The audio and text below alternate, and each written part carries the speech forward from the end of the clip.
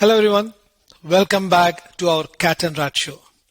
Prakash, once again, welcome back. Oh, thank you, Babu. Same here, likewise. Amazing. How is Melbourne? How is Melbourne today? How is Melbourne today? Melbourne is the weather is it's nice, and we've had a bit of rain. The last few days been hot. Then today it rained a little bit, and so the weather temperatures dropped a bit. Nice. Got the fireplace on and heater is on, and nice and cold. What is good for me? It's hot and humid here. But today is a good climate. It's fine. Nothing to complain because we're in two different places.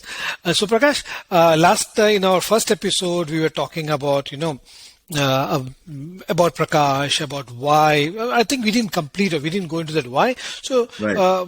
corporate training or training for professionals, or see people when they after graduation and when they join the particular company, or when they join a corporate, and then they slowly they start into the process, they get into the grind, and then after some time they feel saturated, they feel frustrated, they feel yeah, I'm not growing, I'm not getting what I want, I know something but I don't know it. There are a lot of they come into a different state of mind.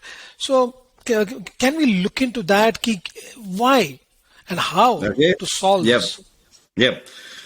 That's a great question, Babu. So what? This is kind of one of the things that even I was intrigued. So coming from a corporate world like you and I are, a lot of companies today. People think about we kind of tend to use the term talent. Very loosely. So there is no shortage of people on the planet. You and I both know there's 7+ billion people on the planet. However, there's a shortage of talent. It's very different. Okay. So let me first of all talk about this particular term, which was coined by a McKinsey consulting firm. There was a proper research done in 1998. 1998, the research, they interviewed some 6,000 executives across the US, senior executives. And they found that staggering 90% of that 6,000 executives, they, unsolicited, they said there was no succession plan or there was no such thing as, how do you groom your talent within the company, etc. Okay. So only 10% of the people said there was some kind of program to groom their talent from within. So they came up with the term after the research they did. I said 90%. There's no program for managing their own talent. They came up with the term called War for Talent. That was the article written by McKinsey consulting firm in 1998. A couple of years later, they did another survey again, and they found that the results were very similar or worse, and that was it. That was just to confirm that. And then 13 years later, 2013, Deloitte consulting firm, which is also a leading consulting firm, as you know, they did a similar survey and study, and they pretty much confirmed now that everything that McKinsey consulting firm had done, this validated this, and they came up with the term called talent has won. So one was war for talent, and then talent has won. So I think, Babu, it's important for us to really put this into perspective. A lot of company CEOs, and you and I have been in corporate roles, senior roles, a lot of company CEOs think, particularly in today's world, there is no such thing as loyalty for working in the same company, for example, for 30, 40 years, like your father did or my father did, working for the same company for 40 years to retire. No longer the case. People are happily 3 years later, they move on to something else. And that's kind of the norm. So why are we why companies are losing their top talent? Now, there are 5 things here. Now, 5 things people usually think it's to do with money, as in, pay, salary. By all means, I'm not saying that don't pay them, don't pay your top talent money. But top talent normally, and I'm talking about top talent, the top 1 percentile, usually people at that level are already looked after, taken care of by the company financially. Okay. So pay is number 5. That's the fifth reason why companies may be losing top talent. Okay. So number 5. Then they think it's to do with number 4. It's to do with that they're not getting promoted. Okay. So again, by all means, okay, you can promote people, but there's only one CEO at the top. You can't have all of them becoming CEOs. So that again, it's not the promotion that is why they're not getting promoted. That's why they're losing their top talent. It's just a myth. So that's number 4. The 3 top reasons why companies lose their top talent. Number 3 is that they are not necessarily growing within the company. So growing, when I say, I told you in our last episode, 65% of the population don't read a book after they leave college, and they wonder why they're not growing. So for you to grow, you need to learn, and for you to learn, you need to grow. Okay, so it's like a chicken and the egg. So it's like the Kaizen principle, Toyota way. You continuous learning. You have to unlearn to learn, unlearn and learn. And unlearning a skill is also a big skill in itself. Okay, because we tend to, and I meet so many professionals and executives, Babu, people harp about their MBA degree or their chartered accountancy degree, engineering degree. How many years ago? 20 years ago, 25 years ago. And you're harping about it today? Seriously? Yeah, that's what people don't understand, that, things have changed. Oh, absolutely. Environment has changed, requirement has changed. The jobs that existed 5 years ago don't exist today. You don't even know what the next top jobs will be in the next 3 months, 6 months, right? So Facebook has completely changed the whole game. Social media and all these other skills have come up. Artificial intelligence and AI and machine learning and all these things. So there are a lot of new roles and new skills which are required. So number 3 is you have to be growing within the company. And second one, which is where a lot of talent leave companies, is that they don't feel a sense of belonging. Culture. Culture is 8 times more powerful than strategy. Culture eats strategy for breakfast. So, we as human beings, we are part of a tribe. And if you take a company, there are multiple tribes in one company. So you have a chief executive officer, so chief of a tribe. You have every department will be a tribe. Okay, so if there are 50 to 100 people in one department, that's a tribe. So you'll have your own culture there, another culture. So within one company, you can have multiple cultures. So if you as a top talent, if you don't feel valued anymore and you don't feel like I'm actually contributing, there's no sense of belonging, and you treat it like a number, any other company will dangle a carrot even for $1 extra. People will leave, unfortunately. And the main reason why top talent leave companies is that they want to be leaving a legacy, like Elon Musk or a Steve Jobs. Everyone wants to be that. And that's kind of the makeup of the 21st century professional. Now, what is important is that we are no longer in the 20th century or 19th century. And I'll explain the model, what that means. 19th century, Babu, was the industrial age model. Industrial age model, Henry Ford, the great American entrepreneur, your great-grandfather, my great-grandfather, they had no choice but to simply survive, and they had to make ends meet. So their basic needs were to simply survive, the Abraham Maslow hierarchy of needs. So this is where the industrial age, it was what we call the How era, H-O-W. Or in H-O-W. Or management terms, we call it MBI, management by instructions. So my great-grandfather, your great-grandfather would have been told by the great Henry Ford, this is how you will do it, H-O-W. You will not have fun in the workplace. I'm telling you to do it, so you will do it. Okay? So we went from the HOW era, How era, or management by instructions, which was the basic human needs. As the basic human needs were met, suddenly desires started creeping in. Desires, I want to have a car, I want to have a house, etc. So you now move from the 19th century to the 20th century. Suddenly knowledge was power. Knowledge was power, but only a select few people actually had the luxury or were privileged enough to go overseas and study in Cambridge or Oxford, etc. Not the ordinary people. So it was only limited number of people actually had access to all the knowledge. So imagine, 1960s and 70s, Babu, when if you go to a doctor, whatever doctor tells you is gospel. You're not going to argue with a doctor. Something magical happened. And so this is kind of that 20th century era where it was what we call the what era, W-H-A-T, what. So you've gone from how era to what era. The what era. So knowledge is power.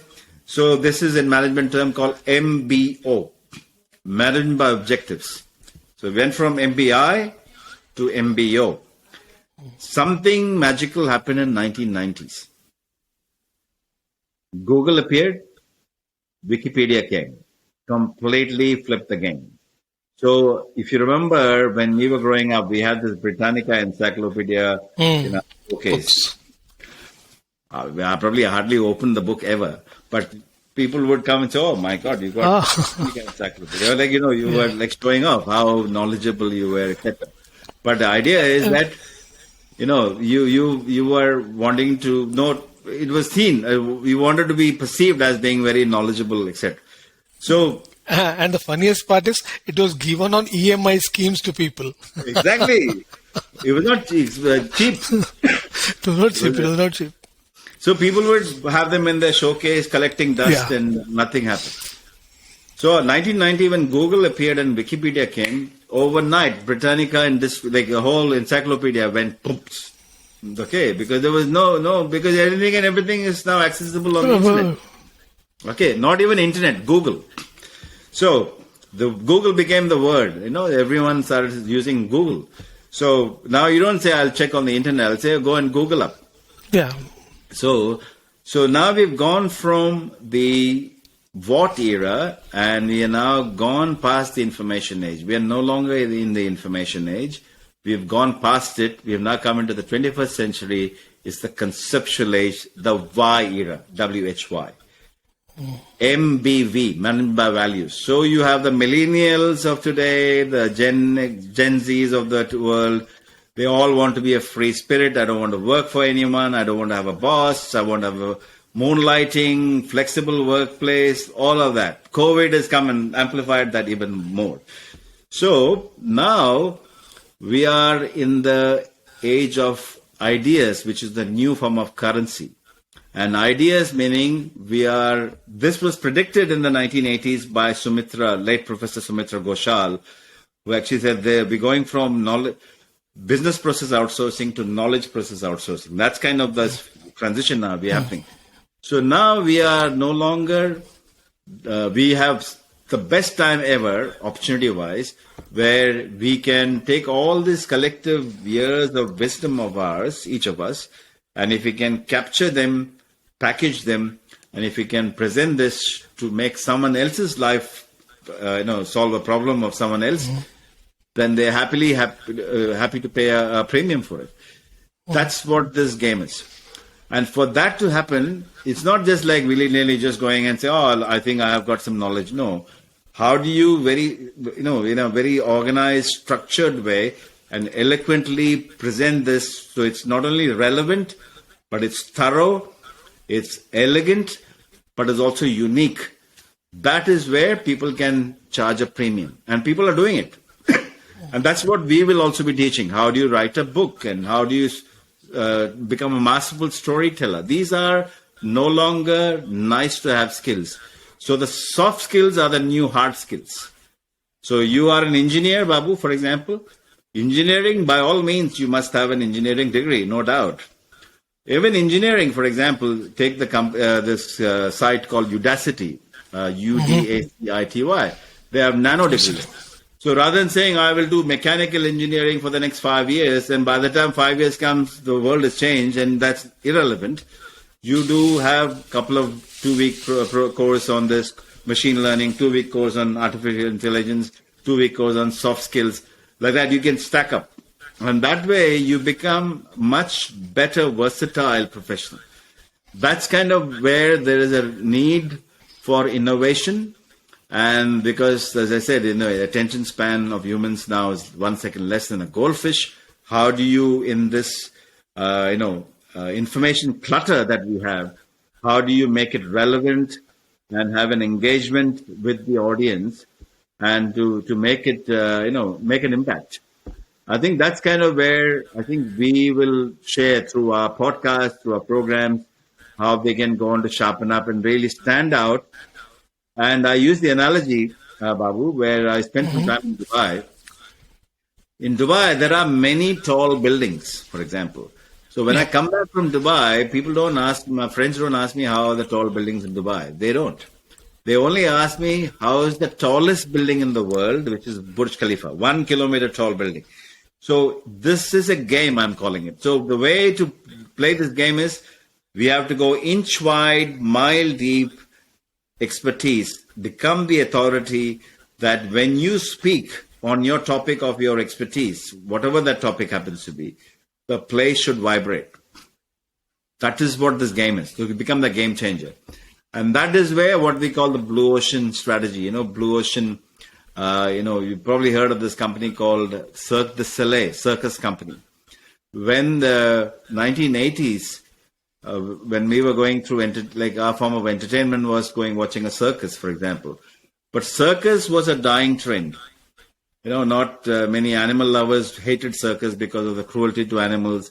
And the business owners found that circus was not cheap to maintain the animals, like managing elephants and lions and feed them and all that. So it was a dying trend business-wise. Similarly, at the same time, theater was a dying trend. Not many art lovers went into theater. So it was during this time that a group of young trapeze artists in Quebec City, Canada, they said, why don't we come up with this idea where we get rid of the animals and take circus into theater? And that's how Cirque du Soleil was formed, where they put the hero, the product, the focus was on the trapeze artist. And they completely changed the game. So this is what we'll be doing through our journey, through our students, that we will give them the tools and the instruments and the templates and the skills that they can go and shine within the company that they work or the industry they are in and become the thought leader. So thought leader you're not a thought follower or definitely not an afterthought, but how do you become a thought leader? Because thought leading enterprises are made up of thought leaders. Prakash, here I need to ask you something on this thought leader. Today, every fifth person you meet, they say, "Oh, I am a thought leader." So, can you just expand on it? Because people are, today, I don't say it's a jargon, but many people use it. Yeah, no, I think you're spot on, actually, Babu. So when I came across this concept when I was exploring my own transition, my journey, the term thought leader was introduced and coined by this gentleman by name Joe Kurtzman in 1994. He was the editor for Strategy and Business New York. He came up with the term thought leader so that he could take SMEs, subject matter experts, and based on their meritocracy, position them as an authority. And we use the term thought leader.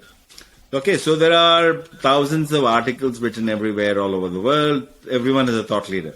Okay, like you said, everyone saying, I'm a thought leader. No, that's dumb. It is not for you and I to say, I'm a thought leader. You don't put on your t-shirt to say, I'm a thought leader, walk down middle of the aisle and plane and say, I'm a thought leader. No. Or on your LinkedIn profile to say, I'm a thought leader. No. Hello. You don't call yourself a thought leader. It is for someone else to call you a thought leader. Okay, that is how it should be. But people say, I'm a thought leader. What do you mean thought leader? So, you're right, actually. So, this was where I was fortunate to have been exposed to Thought Leaders Business School in Australia, Sydney, where I'm a global partner with Thought Leaders, where I was blown away with the curriculum. Matt Church is the founder of that. Seriously, unbelievable. And I've been mentored by him. And that's kind of where it's a structured program. So in our program school, Cat and Rat School, we've got thought leadership curriculum as well as other bits which are layered on top of the other. So which is what makes us very unique. Okay, which is something that no other business school offers this as a program, and that's what makes our program very, very unique. We'll be going through all those things in detail, I'm sure, about Yeah, it, yeah. curriculum-wise, subject-wise, course-wise, topics-wise. Okay, these are our episodes to follow. It's great. Now, you have written a book related to thought leadership, Prakash? So I have written a few. One of them is a book, in fact, it's right here. It's called Inspiration, right? Inspiration. This is one of the books. That's me in the back here. And that's my dear friend Panos, who's actually the vice chairman of Stanton Chase, one of the leading executive search firms in Dubai. Now, the book was inspired by the three finger salute of His Highness in Dubai. Now, the Highness of Dubai, the ruler of Dubai, he does a salute like this, three fingers. So if you ask the Emiratis, they also probably wouldn't know what the three fingers actually salute means. So it actually means love, success, victory, motivation, ambition, drive. It's about number one, leave a legacy. So what thought leadership, or what this book, what I've written is actually about future leaders. How do you structure your thinking again?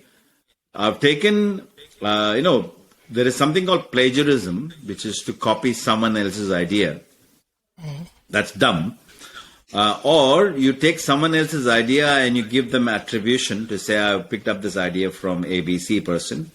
That's also not very smart. But instead, you take ideas from different sources. Like Dubai, for example, once upon a time, there's a lot of oil there, but as the oil gets depleted, they draw a lot of inspiration from Singapore and Las Vegas, and then they bring the ideas together, and Dubai was formed, for example.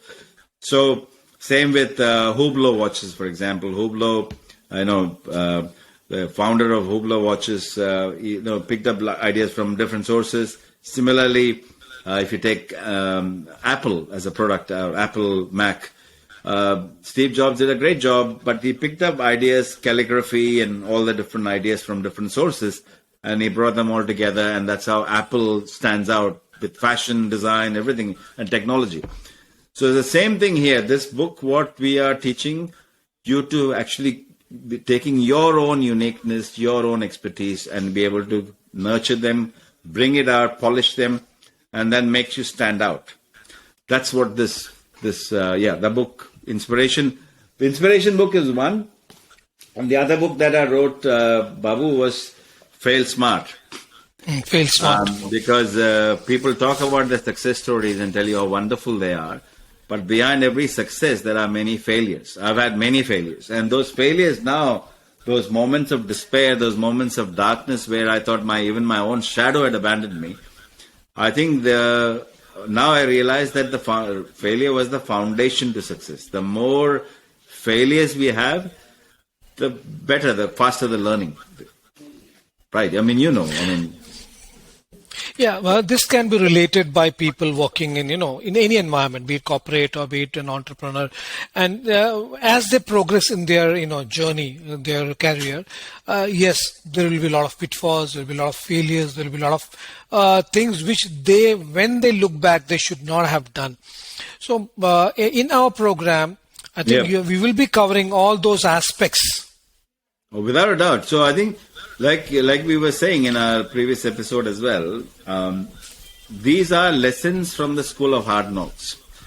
Yes, we will share some of the new age skills that one can learn, and how, for example, reading a book or two books or three books every day, it's a process. But then you also have, you can really expedite your whole career journey, taking the learnings from someone else where they made a lot of mistakes, and you can actually avoid those mistakes, and that way, this way you can expedite your own journey. And that's kind of what we'll be sharing through our episodes and through our school. So Prakash, when we talk CAT and RAT, CAT is career acceleration and transitioning, and Yep. RAT is retail acceleration and transitioning. Yep. Maybe I think it's now is the right time, because people will be wondering, okay, this is the second episode, and we are going through various common topics. So can we just dive into what is a CAT program, and then after this was a RAT program? Sure. Okay. So let's talk about the cat first. Okay. Yeah. So I love Yeah. the cat and rat. So it's the Tom and Jerry. Cat. Cat, the abbreviation or the three letters, three alphabets stands. Cat is career acceleration and transitioning. So if you are a corporate professional, aspiring to go up the corporate ladder, wanting to become a CXO, CEO, regardless of which industry. Okay. So it's not industry, it's industry agnostic, which means that it doesn't matter which industry you come from. These skills are very relevant, whether you are a male or a female, and you are saying, we want to go up the corporate ladder, so be it. You will have the skills that will be taught through our school, the CAT school, where you can go on to really excel in your corporate world, and in no time, you can go up the corporate ladder. The program is also equally relevant and appropriate for professionals who are in their, let's say, the 40s and 50s, or even younger, who are aspiring to thinking, okay, now what? Life after corporate. Because you want, or even while you're working in corporate, you may think about, having a side hustle, creating, pursuing your passion and, wanting to pick up some ideas of yours based on your own experiences and be able to make some money. Why not? It's a good idea. And that's what we teach, because that's what I call the knowledge entrepreneurial skills, knowledge entrepreneur, becoming a knowledge entrepreneur. So if you are one of those people who have that entrepreneurial bug in you and you are in corporate, I think it's a beautiful program for you. So you don't have to go looking for all the different skill sets that you need to go 10 different places or 100 different places. It's all there in one place. Prakash, are you encouraging moonlighting? I would no. So okay, no, please. That's a very different. I'm not here to talk about moonlighting. It's good or bad. I'm simply saying, if you are in the corporate world, go up the corporate ladder. This program is good for you. If you are someone who wants to leave corporate and then you want to transition out into becoming a knowledge entrepreneur, and you say, okay, I've got another 40, 50 years to enjoy what I do, etc., then it's a smart to invest into your transitioning now. It is not like you wake up one fine morning and say, oh, tomorrow I'll leave corporate and then I'll do something else. That's madness, because that is the last thing you should be doing. So you plan for it while you're still with corporate. You start playing around, sharpening all the skills, and then you make that slow transition so that you can start earning more than what you're earning through your corporate. And that way, then say goodbye. Prakash, you mentioned, a beautiful thing, which, I'm going to pick it up. Invest in yourself. How many people people don't invest in themselves. People invest in materials, goods, and others. So this is a very, very relevant and important topic which people miss out. So let's talk about it. People investing on themselves. See, this is a funny thing you should say. I remember going back to when we first arrived in Australia 32 years ago. The Australian dream is to have a home. It's to have a home, right? So that's kind of the dream. You pay 10% deposit, and then the bank will give you 90% loan. Okay, but still, people will say, "Oh, that's my home." 90% you're paying mortgage, and that probably is same with India also. I'm sure EMI and all that concept. Everywhere, US. Anywhere. So unfortunately, that's kind of and then for the next 25 years, you're paying mortgage, paying off, and then you are like the noose is around your neck, and you can't move anywhere. In my personal view, that's just my view. That's no one had guided me or anything. So me and Manisha, when like I said, we came with $500. So we didn't have any children at that stage, and so we were all our friends would call us over for dinner, and so someone has bought a new apartment, 10% deposit, 90% mortgage, but they would call us and show off. That's typical, show off to say, oh, here's my apartment. And they would ask the question, when are you buying yours? That will be the next question. So if you give someone $1,000, Babu, usually what happens, they will go and buy an iPad and display that in their house, and they will invite some friends over. I'm probably exaggerating, but invite some friends over. Make sure that the iPad is very strategically placed, so that when they come and say, "Oh my God, you got an iPad," ego, stroke. If you invite the same friend over the second day and the third day, are they going to come and say, "Oh, that's great, iPad, fantastic"? Okay, so that's not going to happen. So that is what I call instant gratification. Instant gratification meaning people like to get something materialistic, and then after that it's gone. It's no value really, it's gone. Instead, when we were asked this question by our friends, when are you buying your apartment? When are you buying your apartment? So we had some $25,000 we had saved at that moment. We could have easily put the deposit. So when our friends asked us, and me and Manisha looked at each other, so okay, we didn't know what to answer, but we got home and thinking, okay, there was no mentor or anyone to guide us. So we kind of, in our wisdom, we kind of thought, let's go and invest that $25,000 of ours that we've saved into investing into self. So we invested that money into getting my MBA from one of the top Ivy League schools, because we decided to make Australia home and said, might as well go for the kill. You got to actually be qualified from one of the best colleges or institutes. So I actually invested that. And whilst the other people were enjoying their so-called apartment and all of that, my salary, and I'm saying this so that you, again, not to exaggerate, my salary at that stage was $50,000 a year. This is 30. And then as this slowly but surely, 50 became 75, 75 became 90, 90 became 120, 120 became 150, 150 became 200, 200 became 300, 300 became $500,000 I was making year on year. So the point being that it's an exponential growth. So the idea is that, and then what happens? You pay your house, you don't even go through EMI mortgage, you just buy, or you like the place, you just buy it outright, and then you're done. So the point here is, if you invest into self, the delayed gratification concept comes in. That is where I think the smart thing would be to invest into self. And this is the fact, Babu. If someone doesn't invest into themselves, if let's say someone only invests $500 for education into it, they will struggle to look someone else in the eye and demand for more than $500 for them as a fee.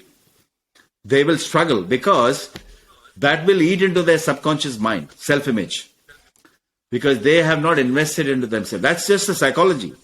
So if you have invested $10,000, you can look someone else in their eye and say, I demand a premium, because you're not paying for the number of minutes, 30 minutes or 1 hour. It's the number of years of experience that you bring to the table. That's what this program also will actually help you identify that uniqueness of yours. To be able to, and obviously the idea is that we don't want to make it expensive at all, naturally not, affordable, and so that everyone should benefit from this. That's kind of our goal, right, Bob? Excellent, Prakash. So, very well said that if you have to invest in yourself, be smart. And once you invest in yourself, you will be smart. So, thank you, Prakash, for this episode. We'll continue, speaking together and exploring more on cat and rat in our next episodes. Yeah, so we'll explore the cat in more detail and the rat. Rat is the retail acceleration transition. So we'll talk about that as well next episode.